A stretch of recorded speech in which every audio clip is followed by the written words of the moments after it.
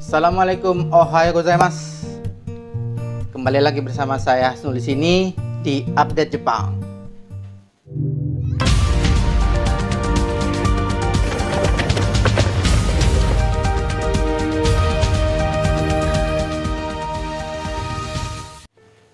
Sabtu malam, tanggal 13 Februari 2021, terjadi lagi gempa di Jepang dengan kekuatan 7,1 skala Richter. Gempa ini saya ketahui secara langsung karena pada malam itu saya sedang menelpon dengan salah satu saudara saya yang ada di Yokohama. Pada malam itu sekitar pukul 8 waktu Indonesia Barat atau sekitar pukul 10 ya di Jepang, tiba-tiba ada peringatan gempa di HP saudara saya itu yang dia ada di Yokohama. Dan langsung saat itu juga beliau membangunkan keluarganya karena sudah cukup malam ya, jam 10 malam di Yokohama. Nah, kalau di Jepang itu memang cukup canggih ya peringatannya, karena hampir di setiap HP yang punya jaringan internet, kalau ada gempa yang cukup besar kekuatannya, dia langsung ada peringatannya. Nah, beberapa contoh peringatan HP di Jepang seperti ini kira-kira.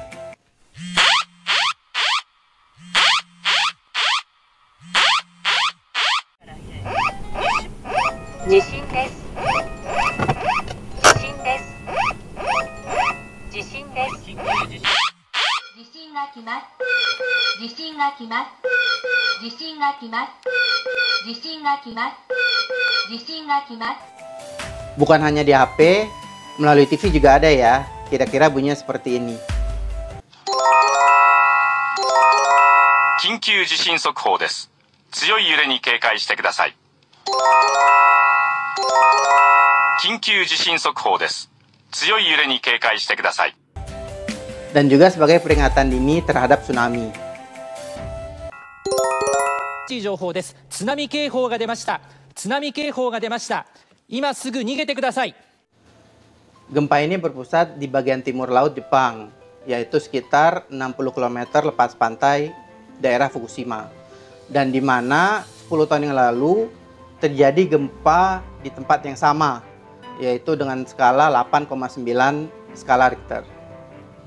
Gempa 10 tahun yang lalu tersebut menimbulkan korban jiwa sekitar 16.000 orang dan 164.000 orang harus meninggalkan rumahnya karena khawatir dengan radiasi nuklir. Jadi di Fukushima ini ada reaktor nuklir. Begitu gempa terjadi, nuklirnya ini bocor. Jadi ketika nuklirnya bocor, ditakutkan akan menimbulkan radiasi, dan radiasinya ini berbahaya bagi manusia. Nah, gempa kali ini alhamdulillah tidak ada korban jiwa. Namun dikabarkan 100 orang cedera dan sekitar 900.000 rumah terputus aliran listriknya selama beberapa jam. Begitu juga dengan kereta yang memang menggunakan listrik harus berhenti beroperasi sementara. Dan pemerintah setempat menutup sejumlah jalan raya. Di daerah yang tidak mati lampu seperti Tokyo, biasanya kalau ada gempa keretanya pun otomatis berhenti karena takut kecelakaan ya, karena ada getaran-getarannya. Nah, ada hal yang menimbulkan rasa ingin tahu kita nih minasang. Menurut para ahli, gempa Jepang kali ini disebabkan oleh aftershock. Apa itu aftershock?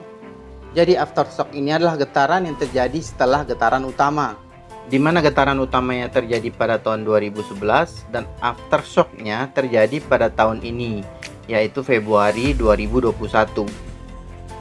Jadi gempa yang terjadi di Jepang kali ini adalah pergeseran lempengan bumi.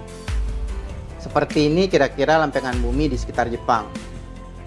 Ada Pacific Plate, ada Philippine Plate, ada Eurasian Plate, dan North America Plate. Nah, lempengan ini tidak diam saja, dia terus bergerak dan bergeser. Coba kita ilustrasikan sedikit. Jadi lempengan bumi ini bergeser terus. Jadi ketika lempengan bumi seperti jari kita, ini satu lempengan dan telunjuk juga lempengan yang lain, ada tekanan, dia akan tetap ya. Namun jika tekanannya kuat, dia akan melenting seperti ini. Nah, bunyinya itulah yang menyebabkan gempa.